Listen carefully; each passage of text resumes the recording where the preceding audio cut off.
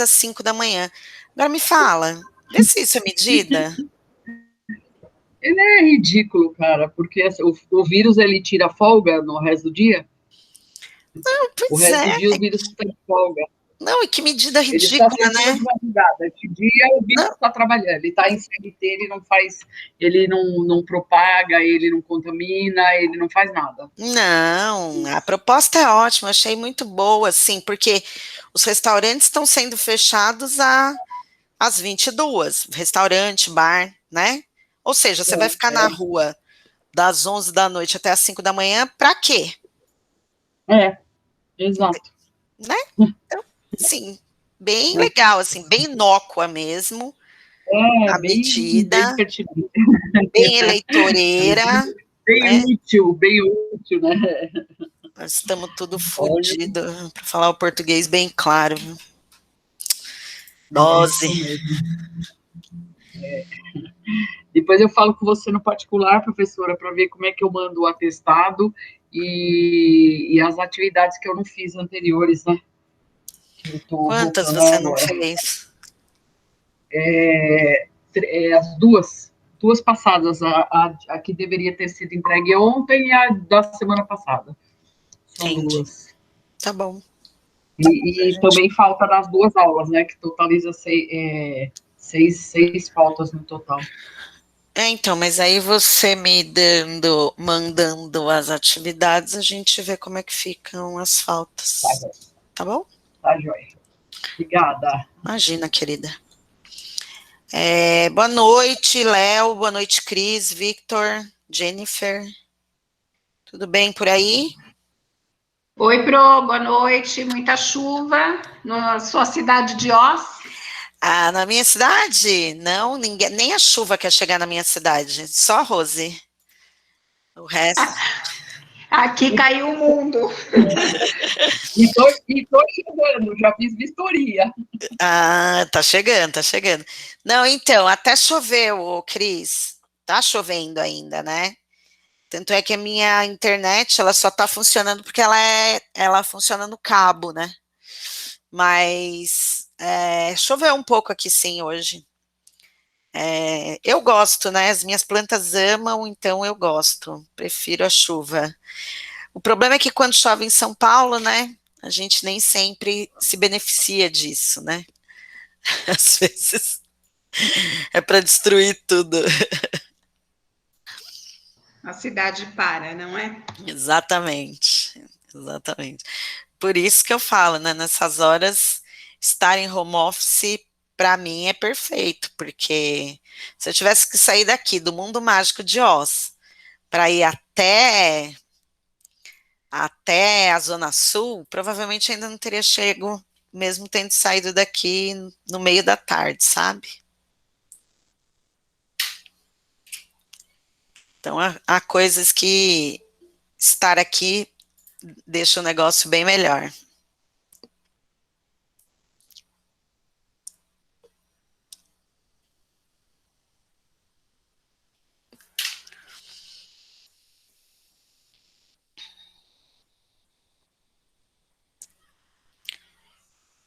Boa noite, José Augusto. Boa noite, Lauro. Tudo bem? Boa noite, professora, e a todos. Tudo bem? Então, tá bom. Bom, hoje, cadê? Achei.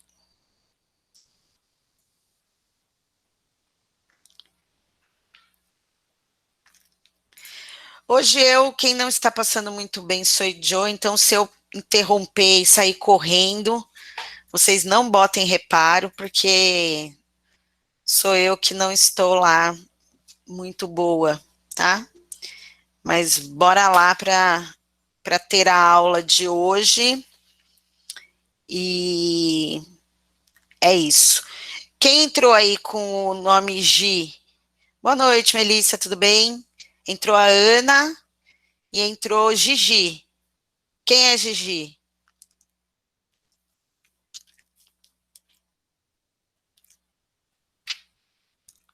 Vai ficar com falta. Que eu anoto os nominhos para saber quem é quem para lançar as presenças.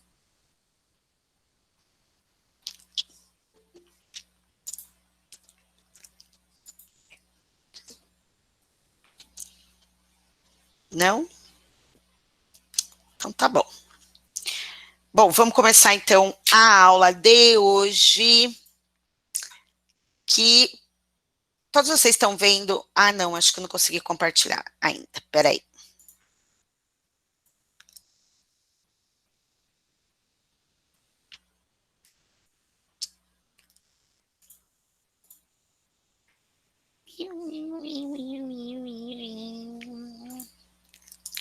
E aí, todos vocês estão vendo aí a apresentação? Eu tô aqui, ó. Olá. Buenas. Estou vendo, professora. Agora está tudo na tela. Agora, Cris? Agora sim. Bom, essa parte do desenvolvimento histórico do processo penal, eu gosto muito de história, né? Sempre gostei muito de história, na época que eu era uma adolescente juvenil, que eu frequentava escola, história era uma das matérias que eu mais gostava, né? E ainda para completar, eu tive uma professora portuguesa, com certeza, que me deu aula de história na época que a gente aprendia ainda aquela história de colonização portuguesa, das caravelas, e aquele blá, blá, blá todo, né? Então, história para mim sempre foi uma matéria muito legal, muito com a qual eu sempre me identifiquei muito.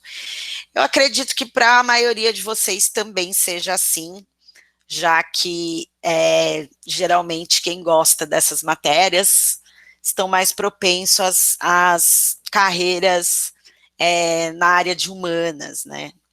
Então, acredito que a maioria aí goste também da parte histórica, né, de contar a história.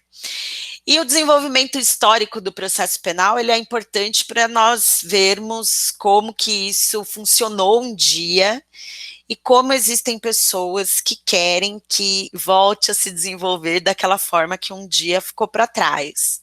Vocês vão entender isso quando a gente passar a ver aí cada capítulo, cada pequeno resumo aí do que foi a história do processo penal, né? Esse desenvolvimento aí histórico do processo penal. Beleza? Então vamos lá. Para a gente falar do desenvolvimento histórico do processo penal, é imprescindível entendermos a evolução do processo penal para entender a sua função dentro do Estado democrático de direito. Canotilho, que foi um grande doutrinador, ele descreveu esse momento da seguinte maneira: não basta defender uma teoria da Constituição constitucionalmente adequada ou salientar que os problemas da Constituição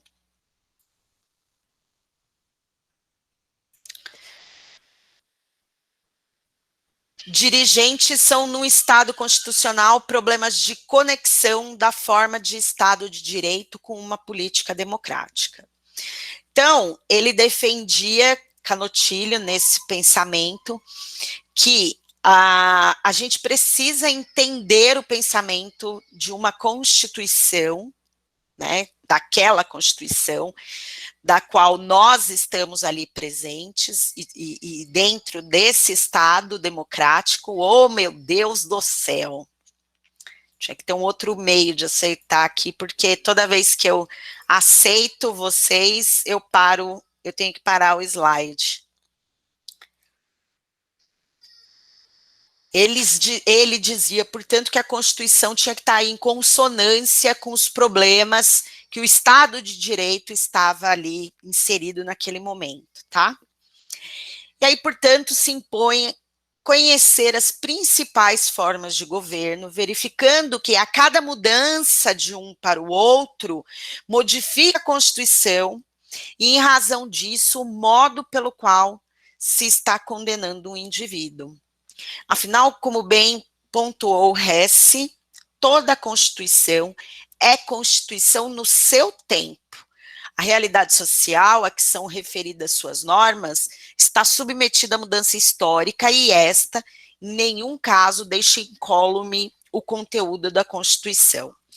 Então, pessoal, quando essa parte da nossa Constituição, né, daquela formação da Assembleia Nacional Constituinte, lá em 1988, né, eu, José Augusto, a Rose, quem mais aí? Acho que o Clóvis, nós nos lembramos bem daquele período ali de 88, né? Nós éramos crianças ainda, mas a gente lembra. Sim! Sim! Cris também, né? Sim. Também lembro eu estava lá, Pro. Olha isso! Eu me lembro. Um bebê. Eu era praticamente um bebê, mas eu me lembro muito bem das diretas já, né, da Fafá de Belém cantando, emocionadíssima. Ulisses Guimarães. O hino, Ulisses Guimarães com a bandeirinha na mão, né, e todos aqueles ali falando, né, o discurso, né, nós, representantes do povo, aquela introdução ali da Constituição Federal, da República Federativa do Brasil. Então, assim, naquele momento, havia, assim, no ar, uma satisfação, um orgulho de ser brasileiro, né, porque estávamos deixando para trás um período muito ruim da história do Brasil, no que diz respeito à ditadura militar, né? Então, quando a gente tem um estado de exceção, quando a gente tem uma ditadura implantada em um país, a gente tem aí os direitos individuais suprimidos do povo, né? Então, vocês imaginem, vocês aí, a Beatriz, o Bruno, o Victor, né, essas caras de criança aí, a Larissa, a Michele, vocês têm aí, vocês imaginem, vocês hoje viverem num estado em que não fosse possível para vocês, por exemplo, saírem à noite, ir para uma balada, ou simplesmente sair à tarde para ir, sei lá, tomar um café no Starbucks com os amigos, ou dar um rolê ali na Avenida Paulista, na região da Augusta, no Baixo Augusta ali, que o pessoal sai para pular carnaval, né, nos bloquinhos e tal. Isso na época da ditadura militar não era possível, tá? Ou melhor, você até poderia sair, né, e participar de um bloquinho de carnaval e tal. Mas assim, se alguém encrespasse com a sua cara no meio da rua, colocavam você dentro daqueles carros lá do Exército Brasileiro e sumiam com vocês, entendeu? Tipo, vocês passavam dias sendo torturados e se fossem soltos, né, iam levar aí as borrachadas no corpo como lembrança desse período. Mas vocês imaginam, teve uma cambada de jovens aí que foram pegos e que simplesmente desapareceram, né? Por quê? Porque eram vistos como ameaças comunistas, né? Tipo, se você tivesse uma ideia socialista, né, mais puxada aí para o social, era borrachada e entrega aí o aparelho onde vocês se encontram e tal. Era mais ou menos nesse naipe aí, de terrorismo mesmo, né? Então, em 85, em 84, 85, as diretas já, com a Assembleia Nacional Constituinte e, posteriormente, a Constituição de 1988, havia aí no ar esse período de esperança de que as coisas no Brasil tomariam um rumo democrático de fato, né? Então, assim, em termos de descobrimento do Brasil, né, descobrimento que eu digo de colonização e as várias constituições que de lá para cá vieram, né, acontecendo com o passar do tempo, nós temos aí uma democracia muito jovem, talvez por isso muitos de nós não consigamos ainda lidar com esse Estado democrático de direito, tá? Bom, então, De acordo com esse pensamento, praticado um fato definido e previsto como um crime hoje na legislação atual, surge o Estado para introduzir o direito de punir, que será exercitado através do devido processo legal, tá bem? Para Edilson Mogenot Bonfim, processo penal é um instrumento do Estado para o exercício da jurisdição em matéria penal. O direito processual penal, portanto, pode ser definido como ramo público que se ocupa da forma e do modo, o processo, né, pelos quais os órgãos estatais encarregados da administração da justiça concretizam a pretensão punitiva por meio da persecução penal e consequente punição dos culpados. Essa é uma das definições, tá? Existem inúmeras outras. Nesse sentido, nós podemos concluir que a finalidade do processo penal repousa na imediata aplicação do direito penal objetivo, aquele que vocês aprenderam até o ano passado. Não somente em apurar o fato delituoso e a punição eventual de um réu, mas de dar segurança à própria população frente à prisão daqueles em medidas de segurança adequadas, e nesse prisma, o doutrinador de Marisco entende que o direito processual penal estuda o conjunto de normas ditadas pela lei para aplicação do direito penal na esfera judiciária, tendo por fim não só a apuração do delito e a atuação do direito estatal de punir em relação ao réu, mas também a aplicação das medidas de segurança adequadas às pessoas socialmente perigosas e a decisão sobre as ações conexas à penal, tá bem? Embora eu tenha trazido esse conceito de medida de segurança, vocês lembram lá que vocês estudaram em direito penal quando é aplicada uma pena e quando é aplicada a um indivíduo uma medida de segurança, né? Sim. Sim, vocês lembram aí da diferença. É importante frisar que existe uma diferença. Por quê? Porque a gente não pode dizer que medida de segurança seja pena, tá? Pena, apenado, é o sujeito que comete um crime consciente de que cometeu um crime e ele vai, então, pagar por isso através da reclusão, da detenção, né, de medidas aí para evitar com que ele volte a delinquir, tá? Já a medida de segurança aplicada aos inimputáveis. Por quê? Porque se o sujeito, no momento em que comete um crime, não tem a possibilidade de entender o mal que ele causou, não seria justo apenar uma pessoa nesse sentido, já que a pena não traria para ela nenhuma possibilidade de aprender com aquilo, né, o mal que ela causou, tá bem? Então, lembre-se sempre que medida de segurança não é pena, tá? Medida de segurança é aplicada aos inimputáveis em razão justamente do fato deles não terem consciência, né, do mal que eles cometeram, ok?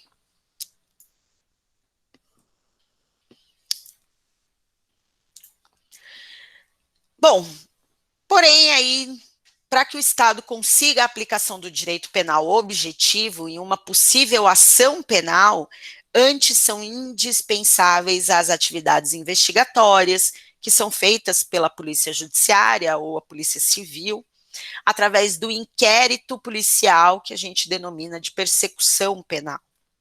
Portanto, as pessoas que praticam os atos de investigação e os atos do processo devem estar devidamente legitimadas para realizar as atividades que se concretizem no procedimento e devem ter reguladas as relações que entre si mantêm, com a determinação dos direitos, deveres, ônus e obrigações que daí derivam.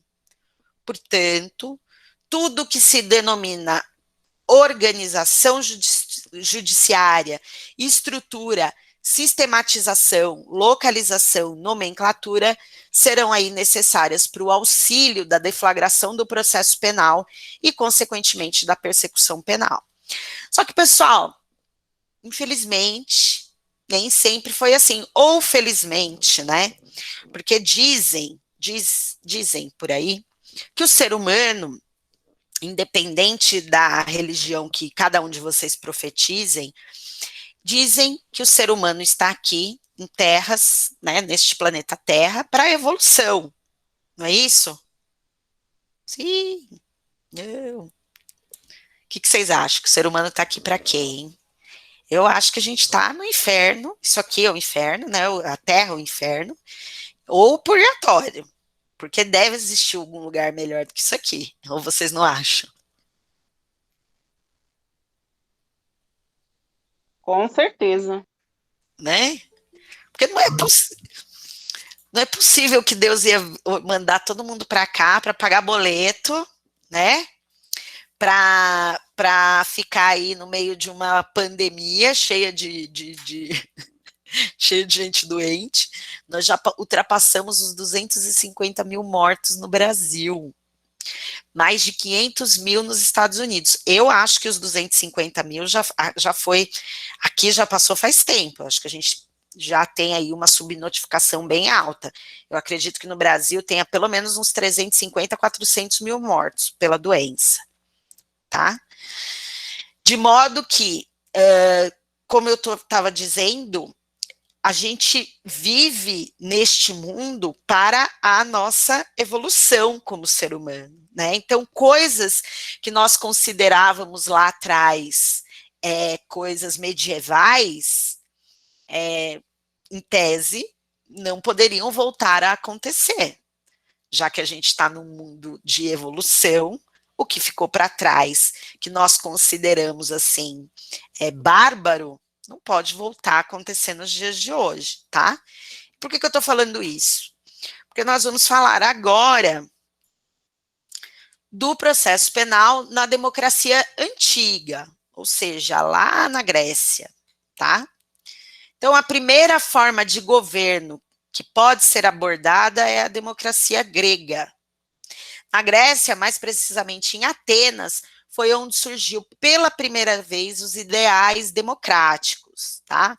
Vamos lembrar lá dos filósofos Sócrates, Platão, Pitágoras, né? Todos eles ali traziam dentro do pensamento essa ideia de democracia, tá bom? De a participação do povo na organização social do lugar onde eles viviam, tá?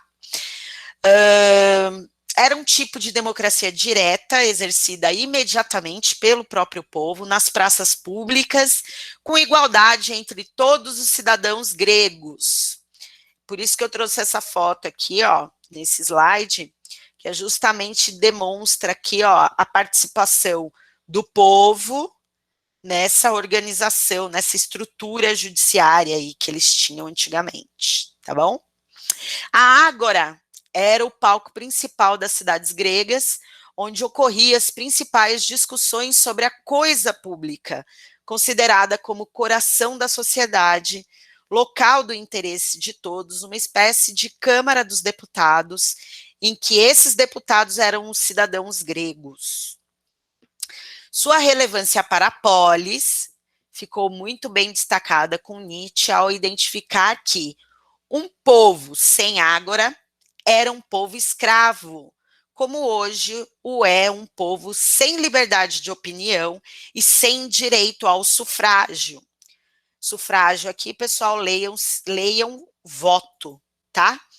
Deixa eu só fazer uma pergunta para vocês com relação a essa parte histórica, porque ela se assemelha também à parte histórica do direito penal. Vocês tiveram a parte da historicidade do direito penal? Essa divisão aí de direito grego, direito romano, direito germânico?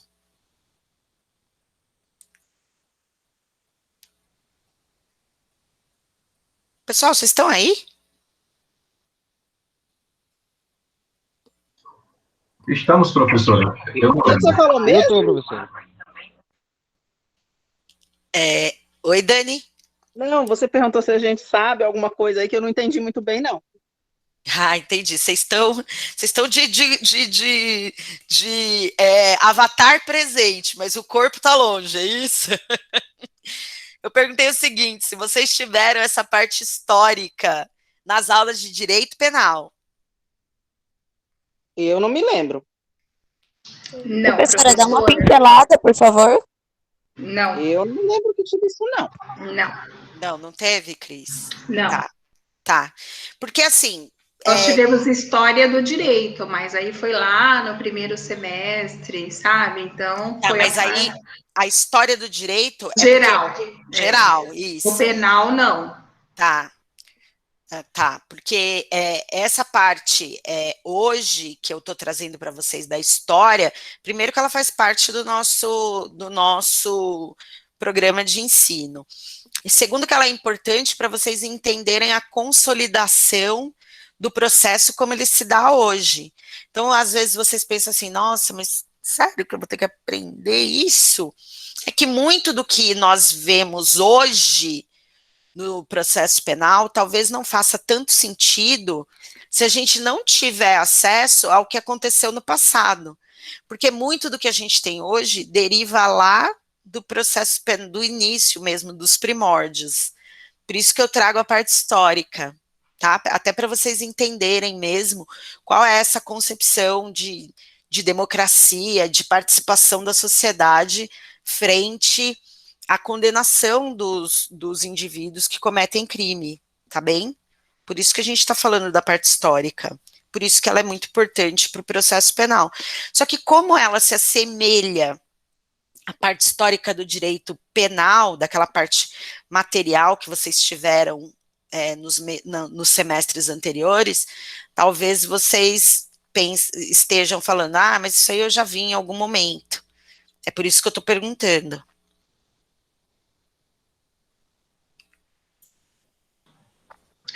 Mas não tivemos, não. Dentro do processo penal, não. Tá.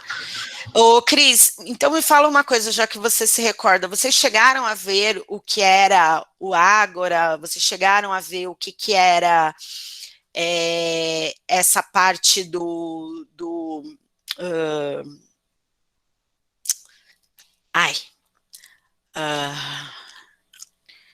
eu estou falando do Ágora, que eram as reuniões, né?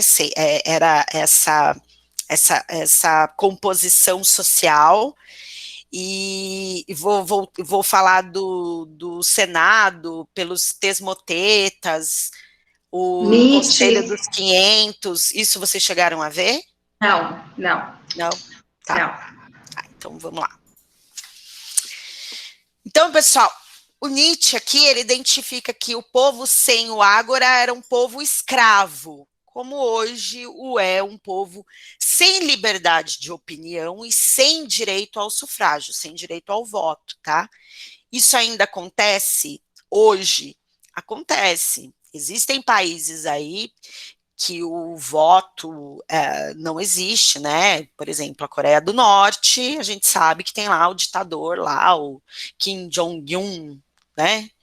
A gente sabe que a China também não é lá uma república muito democrática, né? As pessoas não são escolhidas ali pelo voto, tem aquela coisa do imperador, né? Então, nós temos ali uma ideia do que é um país sem democracia, tá bem? Os atenienses, ou o povo da Grécia, faziam a distinção aí que até hoje se dá aos crimes, sendo eles públicos ou privados. Eram assim que os gregos dividiam os crimes públicos e os crimes privados. Assim como nos dias de hoje, o povo ateniense se posicionava no sentido de que os crimes públicos prejudicavam de uma certa forma toda a coletividade. Assim, sua repressão não dependeria da livre escolha do ofendido. No segundo caso, nos crimes privados, da mesma forma, também usada nos dias atuais, entendiam os atenienses que tais delitos não produziam uma importância para o Estado intentar a ação, que somente acontecia com a exclusiva permissão do ofendido. Então, vocês aprenderam, quando vocês viram a parte especial do Código Penal, que boa parte dos crimes que tem lá nos títulos, né, dos crimes dolosos contra a vida, dos crimes contra a administração pública, dos crimes contra a administração, a incolumidade pública, né? Vocês aprenderam que esses crimes, eles são crimes não só contra uma pessoa, contra a vítima, mas um crime contra a coletividade, né? Então, por exemplo, os crimes contra a administração pública, quando você tem lá corrupção ativa, corrupção passiva, o sujeito que está sendo corrompido e o corrupto, o sujeito que está corrompendo e o corrupto, ambos estão praticando um crime contra toda a sociedade, né? Uma vez que se desvia dinheiro público de uma finalidade, por exemplo, para construir um hospital, o cara vai lá e embolsa esse dinheiro, é um crime contra toda a coletividade. Então, os atenienses já tinham essa ideia de dividir aí o que era crime público, aquele que ofendia toda a sociedade, e aquele crime da esfera privada, que atingia só aquela pessoa, tá bem? O processo penal ateniense, portanto, caracterizava-se pela participação direta dos cidadãos no exercício da acusação e da jurisdição, e pela oralidade e publicidade dos debates. Isso era feito em praça pública, entre os cidadãos, tá? Então, tinha defesa, tinha acusação, tudo de forma oral, tá bem? Nos julgamentos que existiam, até mesmo delitos que atentavam contra a própria cidade eram julgados perante a Assembleia do Povo, ou diante do Senado, pelos tesmotetas. Entendam esse termo como juízes, tá bem? E sendo assim, pela Assembleia ou pelo Senado, estes indicavam um cidadão do povo que iria proceder à acusação. Ou seja, funcionava ali como a figura do promotor de justiça hoje, tá? Apresentada a acusação e após seu juramento, eram mostradas as provas, no qual Arcote proferia a respeito da seriedade da acusação, designando ali qual seria o tribunal competente que iria constituí-lo. Na data do julgamento, dava-se a palavra primeiramente para o acusador, que passava a inquirição das testemunhas, e logo após a defesa. Os juízes votavam sem deliberar, onde a maioria dos votos absolvia ou condenava o réu. Em caso de empate, novamente, aconteceria a absolvição do acusado. Aos crimes políticos de grande gravidade, após a manifestação do Conselho de 500, também chamada de Bulê, reunia-se a Assembleia do Povo e julgavam os crimes políticos, podendo levar a pena capital do acusado. Ou seja, se o sujeito cometesse um crime contra a administração pública, ó, caixão e vela preta para ele, tá? E por que davam o nome de Conselho dos 500? Porque era formado por 500 cidadãos que iam definir aí a gravidade dessa situação, desse crime cometido contra a administração, né, os crimes políticos, tá? Havia ainda o Areópago, mais antigo tribunal de Atenas, no século IV a.C., que julgava os crimes de homicídio premeditado, incêndios e envenenamentos. Além do Areópago, importante mencionar ainda o Éfetas, onde 51 juízes julgavam os crimes, e também o Elieia, que tinha o povo ateniense como soberano para julgar. Vejam que esses tribunais têm nomes diferentes, porque são tribunais diferentes que julgavam crimes diferentes, tá? eles tinham isso muito, mas muito bem organizado mesmo, tá bem? E eu acho muito engraçado essa parte histórica, porque a gente está falando aí do século IV antes de Cristo, sabe? Olha só como que era a organização judiciária deles naquela época. E eu estou te chamando a atenção para isso, porque o que nós vamos ver a seguir não parece assim tão bem organizado, tá? E aí eu parto aí para o processo penal em Roma. Em Roma, a separação entre delitos públicos, ou a chamada delicta publica, e delitos privados, ou a delicta privata, determinava também sua separação no que tange aos órgãos competentes para julgá-los. Então, quem julgava a delicta pública era uma estrutura e quem julgava os delitos privados era outra estrutura. Assim, ao se tratar naquela época de um delito privado, o Estado era o árbitro para solucionar um eventual litígio, que através das provas colhidas e apresentada pelas próprias partes, chegava-se a uma decisão. No processo penal público, ocorreu à época uma evolução, que ao contrário do privado, foi abandonado quase que totalmente.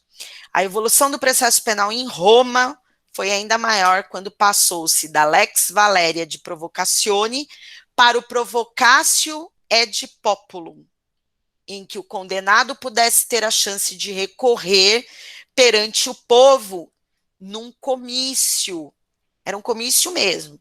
Ele subia lá no púlpito, no palco, e fazia oralmente ali a sua defesa, tá bem? No qual, anteriormente, o acusado não detinha nenhuma garantia à sua defesa. Aí eu trouxe a definição do Tourinho Filho, que diz o seguinte aí sobre o assunto. O processo penal público em Roma teve fases interessantes. No começo da monarquia, não havia nenhuma limitação ao poder de julgar. Bastava notícia crimes para que o próprio magistrado se pusesse em campo a fim de proceder às necessárias investigações. Essa fase preliminar chamava inquisitivo. Após as investigações, o magistrado impunha a pena. Prescindia-se da acusação, nenhuma garantia era dada ao acusado, não havia limite ao arbítrio do juiz, era o processo denominado cognitivo. Para moderar o arbítrio do juiz, surgiu a provocatio et populum, com intenso colorido de apelação, concedida pela célebre lex Valéria de provocatione. O condenado tinha a faculdade de recorrer da decisão para o povo reunido em comício. Então, ele subia ao púlpito, ao palco, fazia oralmente ali a sua defesa, mas não havia aí um limite para que os juízes o sentenciassem, tá bem? Então, aí, diferentemente do que acontecia em Atenas, não tão diferentemente, mas um pouco diferente, aqui, pessoal, no direito romano, aquele cidadão que era escravo, aquele cidadão que era escravo e que, portanto, era coisa, né, não era uma pessoa, ele tinha menos chance de se ver livre aí de uma pena, tá bem? Então, o que fica aí evidente? Que o sujeito, quanto menos poder aquisitivo, menos dinheiro ele tivesse, maior seria a probabilidade dele ser condenado, tá bem? Com a queda do Império Romano, se criou um ambiente de instabilidade. Esse desmoronamento romano fez desaparecer o centro político-social europeu, dando espaço para grupos armados e exércitos mercenários iniciarem uma incessante tentativa de acúmulo de terras, poder e riquezas. Foi com a ausência do exército romano da força política desse império, que pequenos grupos se aventuraram na expectativa de conquistar territórios. A consequência dessas lutas foi, no campo social, a disseminação da miséria, o aumento da fome, a efusão de epidemias. No campo político, vê-se que o território europeu ficou muito bem dividido e cada exército mercenário desse angariou seu pedaço de terra, surgindo o senhor feudal como responsável pelo comando absoluto e ilimitado dentro daquele território. Bom, pessoal, aí nessa parte da história, vocês já devem ter visto um sem número de filmes, né? Depois da queda do Império Romano, vem o avanço de grupos armados, que começam a avançar pela Europa, e quanto maior fosse os povos que eles conseguissem escravizar, maiores eram os domínios deles, e aí eles iam colocando ali as suas bandeiras, fincando as suas bandeiras, e transformando aqueles territórios em territórios que hoje nós conhecemos como aqueles países ali da Europa, né? A Espanha, a França, a Alemanha, a Inglaterra, né? O Reino Unido, né? Inglaterra, que ali tem as Irlandas, né? A Inglaterra, que compõe ali toda aquela parte do Reino Unido. Então foi o avanço desses bárbaros aí que acabaram transformando tudo aquilo nos territórios que hoje nós conhecemos. Só que antes disso, se derramou ali muito sangue, bárbaro mesmo, para conseguir abarcar ali o tanto de terra que eles queriam e que eles conseguiam dominar. Tá bem?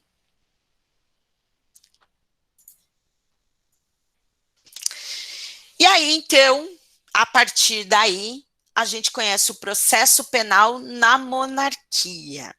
Né? Quem são os monarcas? Os reis, as rainhas, né? Aquele império que era criado, rainha que existe até hoje nos domínios da Inglaterra, né? A rainha Elizabeth II, né? Já vem lá de não sei quantos e quantos séculos atrás, né? E é aí que entra o processo penal na monarquia. Com o passar dos anos, contudo, a gente nota a presença de muitos senhores feudais, seres intocáveis no ambiente interno, mas carentes de uma proteção externa. E foi justamente a preocupação dos ataques inimigos que motivou os senhores feudais a estabelecerem alianças políticas uns com os outros. Por isso que nós vemos aí em determinadas séries ou filmes o casamento do Leão III com a princesa do leste, do sul da Inglaterra, né? O Leão de Castela lá da Espanha com a princesa da Inglaterra, para que houvesse essa junção aí desses aliados e um protegesse a monarquia do outro, tá? Então eles se juntavam ali entre eles e se casavam entre a realeza, tá bem? Aos poucos foi se desenhando a figura do rei, um legítimo representante de todos os feudos, um ser que, por ser nomeado por Deus, era considerado soberano, cuja principal missão será a de conter o poder dos feudos e, ao mesmo tempo, dar-lhes proteção. Mas o rei, sendo soberano, não tinha limites para o exercício do seu poder.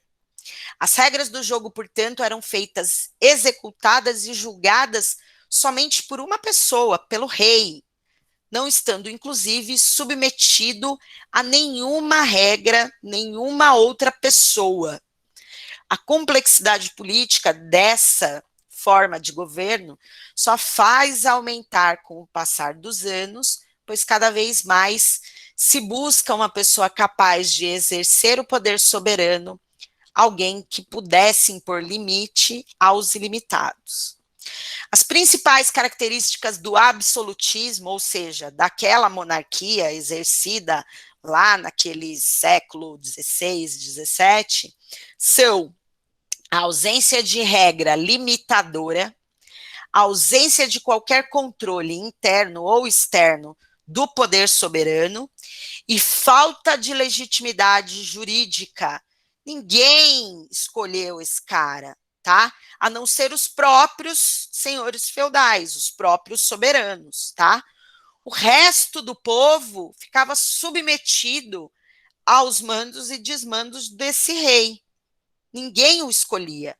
Quando ia ver, já estava escolhido, tá bem? E se a escravidão da democracia antiga foi tão criticada lá em Atenas, esse período leva alguns autores a concluir que o absolutismo é um modelo de poder político sem identificação com um período histórico, fruto dos mandos e desmandos dos reis, dos imperadores e dos papas, que passaram a escrever a história debaixo de muito sangue e opressão. Pessoal, até aqui tá dando para acompanhar? Ok, professora. Tranquilo? Sim, Pro. Sim, Tranquilo com essa parte histórica? sim. Vocês conseguem lembrar aí de algum filme, de alguma série que vocês tenham assistido recentemente? Porque tem um monte aí rolando, né? Principalmente aí com a Netflix, que conte essa parte aí da história.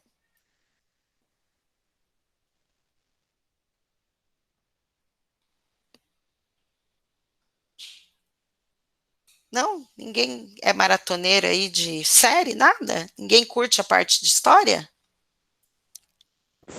Professora, estudando direito dá para assistir como? Tanta coisa para ler.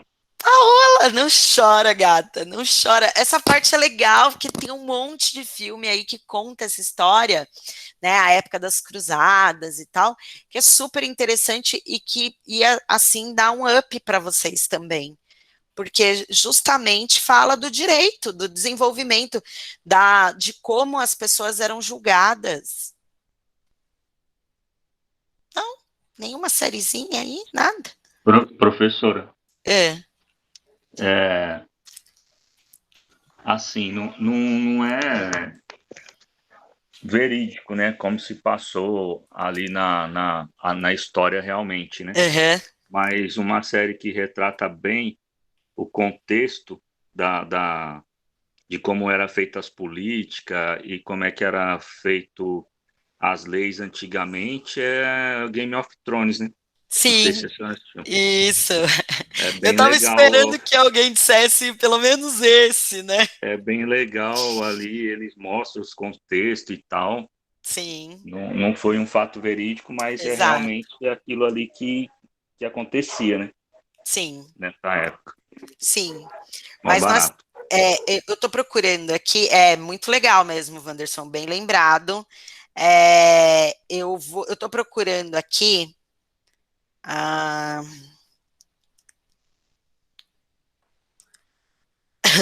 Foi um filme que eu assisti da do poder absolutista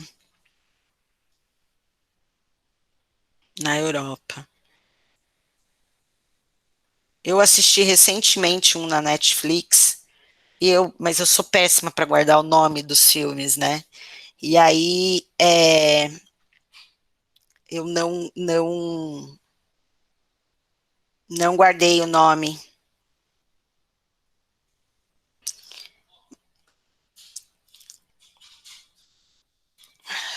Na Europa. Porque, bom,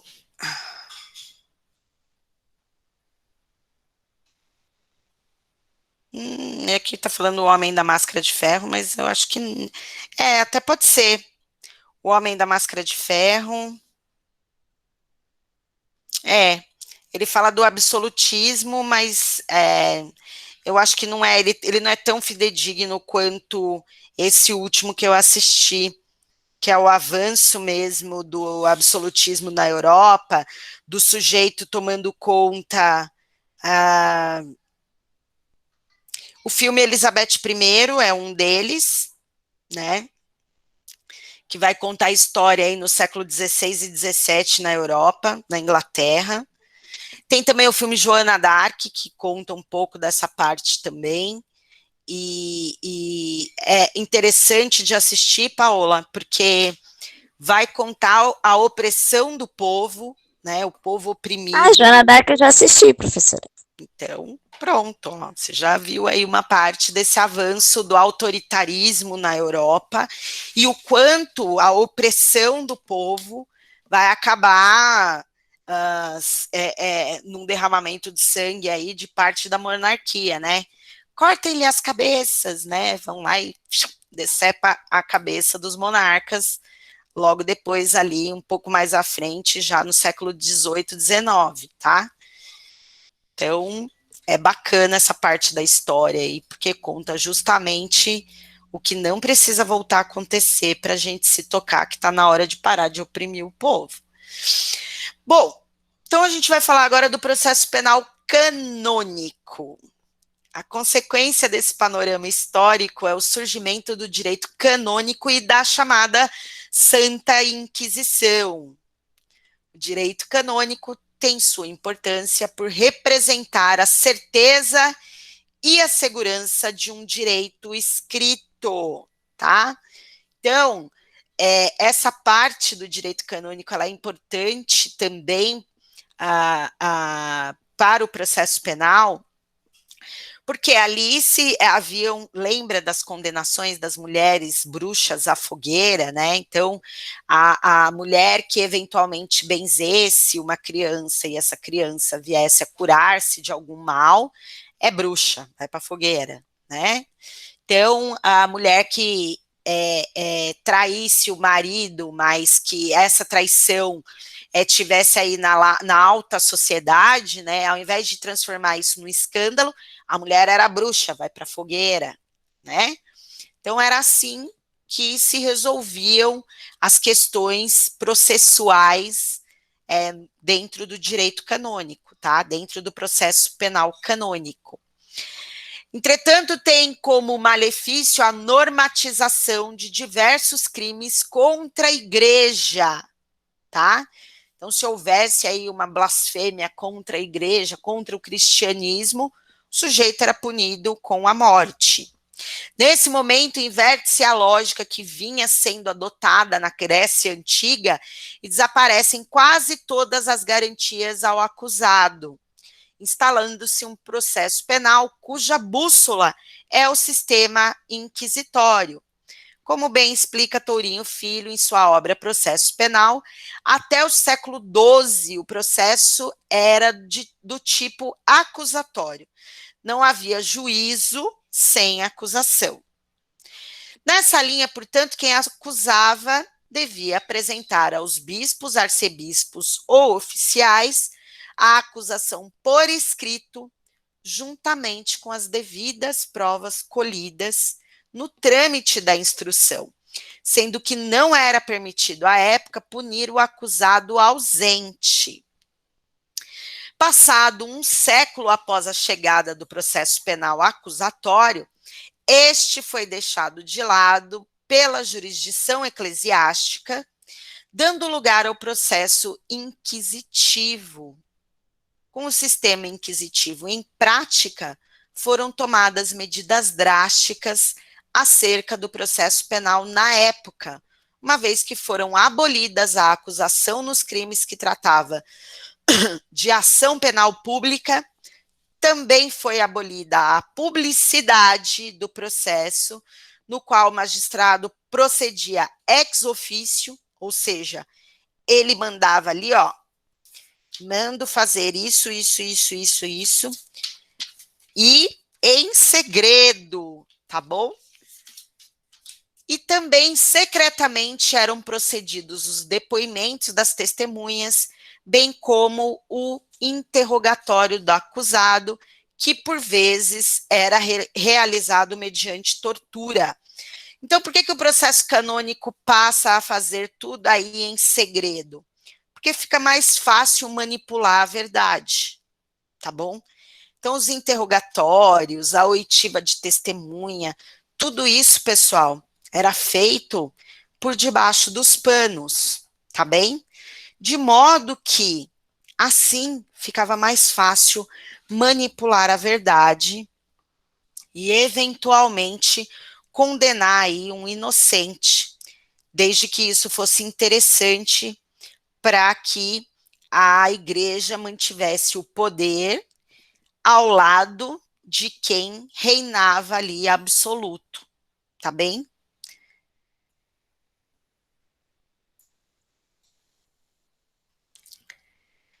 Tourinho Filho assim descreveu o direito canônico. Nenhuma garantia era dada ao acusado. Uma simples denúncia anônima era suficiente para iniciar um processo. Não se permitia defesa sob a alegação de que esta poderia criar os obstáculos na descoberta da verdade. O Santo Ofício, ou o Tribunal da Inquisição, instituído para reprimir a heresia, o sortilégio, etc., era também muito temido nessa época, tá bom? E aí, então, a gente passa para o processo penal inquisitivo nas legislações laicas, ou seja, naquele que não adotava nenhum tipo de religião como modo de operar o direito. Após a adoção do sistema inquisitivo pela jurisdição eclesiástica, através do direito canônico, foi-se dominando tal procedimento pela Europa continental, por intermédio das legislações laicas, como explica Fernando da Costa Tourinho Filho. O sistema inquisitivo estabelecido pelos canonistas, pouco a pouco dominava as legislações laicas na Europa continental, convertendo-se em verdadeiro instrumento de dominação política. Aí, pessoal, eu trouxe como exemplo para vocês dessa dominação a Itália, que foi um dos países que adotou o sistema inquisitivo. Tanto é que até os dias atuais, lá na Itália, pode-se encontrar esculturas com uma boca aberta, como eu trouxe aí nessa foto, tá?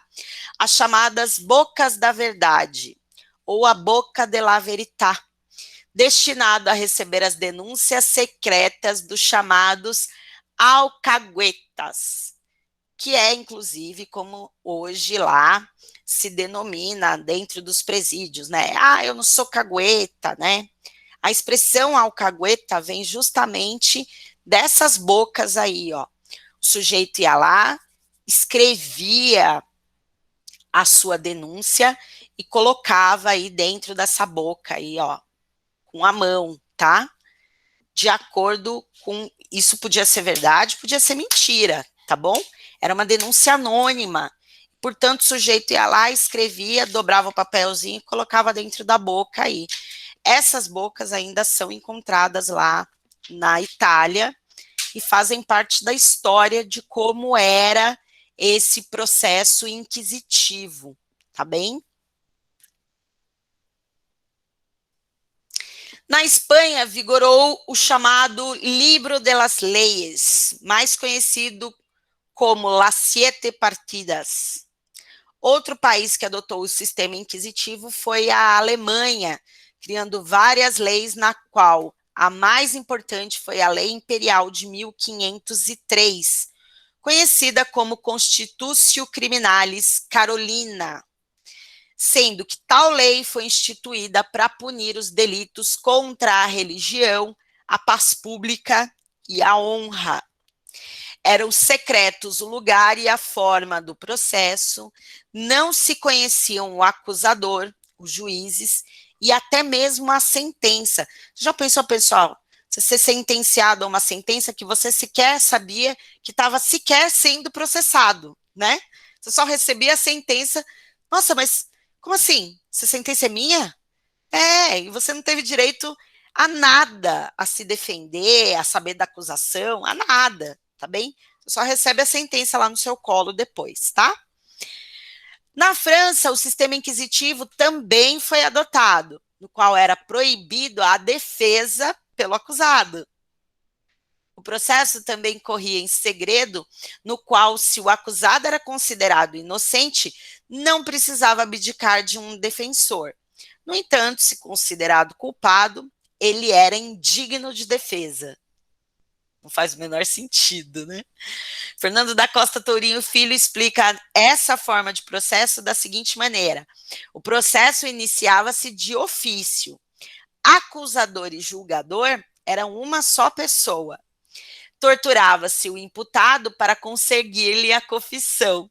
Vocês acham que diante de tortura o sujeito não ia lá e abrir o bico? Claro que sim, né? No ano de 1670 surgiu a mais perfeita expressão técnica do sistema inquisitivo, denominado Ordonnance sur la procédure criminelle. Tal processo penal era totalmente inquisitivo, no qual era escrito secreto e não contraditório. Olha só, pessoal, enquanto tudo isso estava acontecendo lá na Europa, o Brasil estava sendo descoberto, não é isso? Se nós contarmos que as caravelas do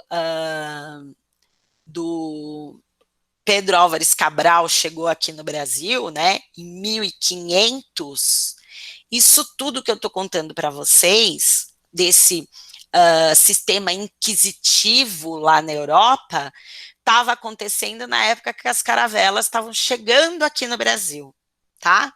Então, esse processo de estruturar o devido processo legal lá na Europa, ele começa a acontecer num momento em que as caravelas estavam descobrindo o Brasil, tá bem? E por que eu digo isso? Porque é aqui, através do iluminismo, ou seja, da chegada do processo penal na democracia moderna, é que a gente começa a ver a democracia surgindo como nós vemos aqui no Brasil nos dias de hoje. Então, essa democracia moderna surge em resposta aos mandos e desmandos ocorridos tanto na Idade Média, né, lá na Idade Medieval, que é fruto do iluminismo, da época das luzes, que apregoa o individualismo, a razão, a liberdade, a fraternidade e outros elementos tão esquecidos durante os governos absolutistas. Foi iniciada pelos burgueses que, desejosos de liberdade no comércio, dão impulso a um movimento ideológico, artístico, popular e político. Todas as instâncias sociais, portanto, sentem o impacto desses ideais em especial o povo, que, conclamando a participar aí da vida política do Estado, vê a possibilidade de mudar os contornos históricos que lhe sobrecarregam. Ademais, a opressão, as pestes e a miséria no final do século XVII são campos férteis para a mudança da forma de governo. E aí eu trouxe aí a obra A Liberdade Guiando o Povo, de Eugène Delacroix, que está lá exposto no Museu do Louvre, tá bem? Que é a liberdade aí, ó, com a bandeira da França na mão, passando por cima de tudo e de todos, sobretudo dos monarcas, que tanto oprimiam as pessoas, fazendo-as pagar cada vez mais impostos, né? Nessa época havia ali a miséria total e o povo oprimido pagando o imposto. É daí, por exemplo, que surge aquela peça de teatro famosa chamada Os Miseráveis, né? Porque o povo já não aguentava mais tanta opressão e tanta pobreza. E aí, então, o povo se rebela através desse movimento iluminismo, e é aí que começa a surgir a democracia moderna, que vai dar aí uma melhor estrutura para o povo se sentir menos oprimido, tá bem? Por isso que hoje, lá na França, quando surge algo contra o povo vai lá e mete fogo em tudo, tá? É trazendo esse modelo iluminista que tomou conta da Europa no final do século XVII, início do século XVIII, tá bem? Bom, pessoal, isso era o que eu tinha para contar para Professora, vocês. uma Oi, dúvida. oi, Gi. Aquele livro lá, O Processo, do Cafra, tem a ver alguma coisa com essa época? Porque no livro ele não pode se defender, sabe? Nós lemos, foi um livro de um dos nossos Franz semestres. Kafka, você está falando? Isso. Tá, isso, exatamente. Isso era como era o processo na época medieval. Ah, agora que eu consegui ligar uma coisa com a outra. Obrigada, professora. De nada. E aí, é esse final aqui do iluminismo, a gente vê o processo penal como nos moldes que hoje existe o processo penal, né? É um avanço lá na Europa que acaba Isabel de Castilha. Ah, Rose falou. Eu não tinha lido isso aqui, Rose. Rei de Leão e Castela, né? Que ele se casa com a Isabel, isso mesmo. É isso, Rose? Tem um filme recente que eu estava tentando lembrar o nome e não consigo lembrar. É um seriado esse daí, professor. Ele conta exatamente a união entre Inglaterra e Espanha, o casamento dos reis, mostra o sofrimento do povo. É bem o que era mesmo naquela época. Então, não, eu li um livro sobre. Eu li um livro há muitos anos atrás, mas eu vi um filme recente que conta essa parte da história no Netflix. E foi um filme legal, assim, no final de tarde de domingo, conta lá a história desse casamento. E é bem bacana porque começa ali, você começa a ver ali a rebelião do povo, que estava cansado já de se sujeitar aos monarcas mais bárbaros, né? Eles tinham modos ali de operar que trazia muito sofrimento ao povo, né? Então, essa parte eu acho bem bacana da história e demonstra aquilo que a gente não quer ver nos dias de hoje, né? Essa regressão à época que a ditadura era algo que fazia com que o povo ficasse oprimido, cada vez mais cansado dos mandos e desmandos dos monarcas, e a gente acabava, esses acabavam se submetendo, mas tem uma hora que essa panela de pressão explode, né? E aí os reis e as rainhas vão tudo para o brejo, né? Então, é bacana vocês se interarem aí sobre o iluminismo e sobre a importância desse movimento, principalmente para o direito como ele existe hoje, né? Tá bem? E aí, pessoal, mais alguma dúvida? Paola falou aí do Franz Kafka, quem mais?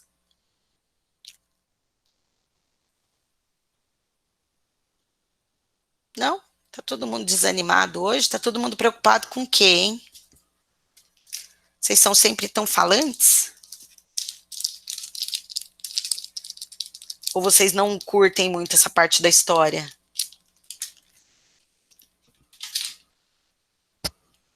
E aí, pessoal?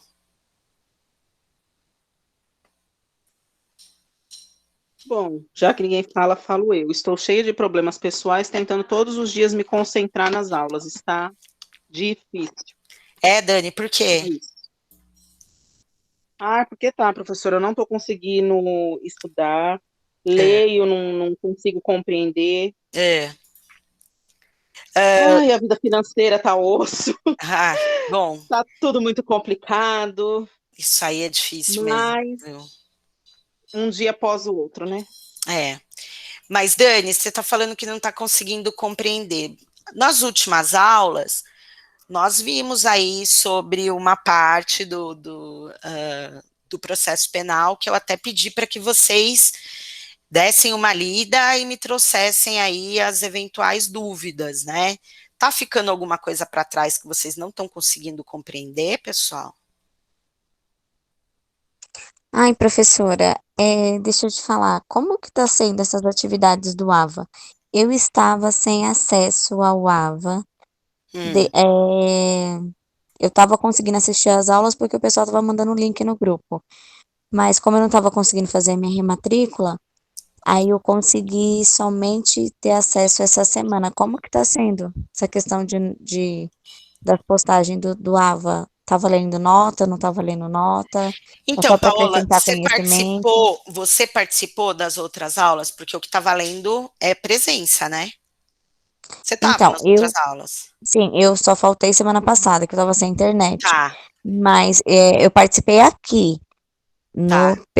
pela nossa reunião aqui. Agora, atividade no AVA eu não consegui postar. Só É, foi liberado essa semana para mim. o que vale as postagens do AVA é aquele pontinho no final do semestre, né, que fica todo mundo meio, professora, faltou um ponto aqui, aí todo mundo que foi lá e respondeu as questões, eu vou lá, faço aquela avaliação e esse ponto acaba entrando na média, né. É para isso que serve as atividades. Agora, com relação ao que você está me falando de rematrícula, aí eu preciso ver com a coordenação como que fica, né? Porque eu não sei até quando eu posso considerar respondido de acordo com a rematrícula dos alunos. Deu para entender? Entendi. Então eu preciso ver com eles lá o que eles decidem, tá? Mas o que eu tenho pedido para vocês fazerem, Dani? É lerem essa parte que já ficou para trás, né? Quando eu faço a introdução dessa diferença do ius persequendi com ius puniendi, né? Esse direito que o Estado tem de punir as pessoas, né? As limitações do ius puniendi. Então, toda essa parte aí introdutória do processo penal, eu já passei. E por que é importante vocês saberem dela? Porque é ela que vai fazer a sustentação do direito penal como vocês conhecem hoje, tá? Então, os sistemas penais que nós vimos na semana passada, o sistema inquisitivo, o acusatório, o misto, né? E essa parte histórica aí. Porque a partir da semana que vem, a gente já começa a ver a matéria de processo penal como a gente vê hoje, né? O funcionamento dele como nós vemos hoje, tá bem? Sim. Ok, professora. Ok, professora, mas é Ok. assustador. Todo semestre Cris. Todo semestre Não, mas né? esse está pior, porque nós já estamos adentrando a parte prática, e isso está muito assustador. Né? Mas não fica Essa Cris. situação de estar longe dos mestres parece que deixa a gente, pelo menos eu, não sei o pessoal, mas eu estou muito assustada. Parece que quando você está longe, tudo fica mais difícil. Então, assim, dá medo. Principalmente para quem não tem vivência. Eu não tenho vivência na minha vida, no dia a dia, com o direito. O direito, para mim, é novo, é surpresa. Então, assim, a teoria eu levei de boa, mas agora a prática está assustador. Então, eu vou procurar, Cris, trazer nas próximas aulas, é que eu estou ainda na parte introdutória, mas é por isso que eu falei para vocês, lembra aquela linha do tempo que eu mostrei para vocês? Sim, lembro. Aquilo é importante vocês terem em mente, porque na hora que a gente começar a falar do processo, na forma do processo, Cris, aí você consegue,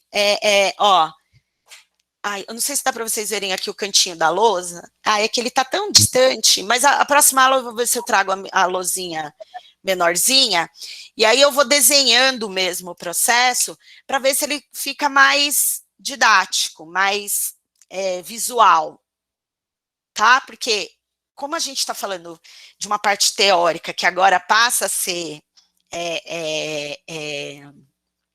prática, às vezes a gente tem mesmo essa dificuldade de conseguir visualizar.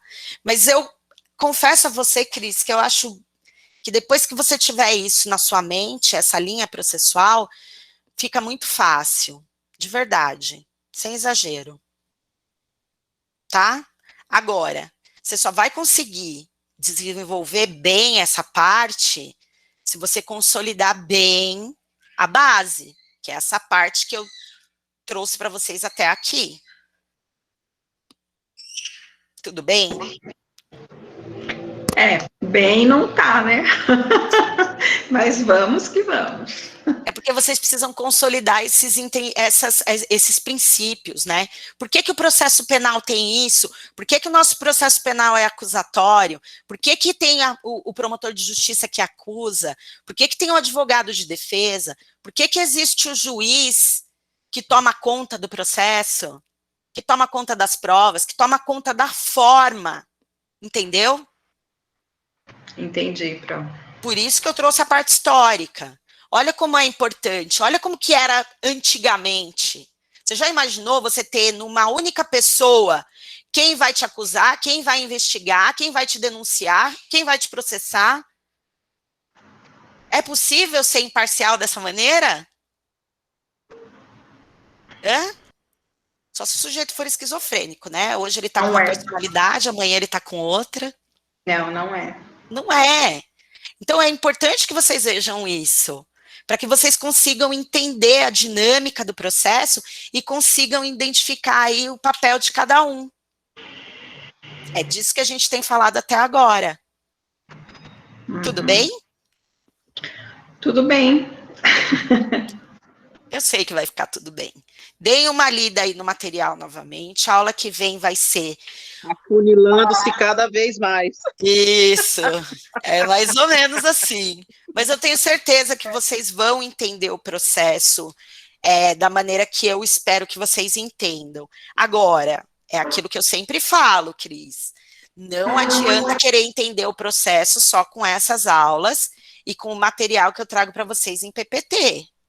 Tem que pegar uma doutrina e debruçar sobre ela e fazer a parte de vocês, que é essa estudada aí em casa, tá bom?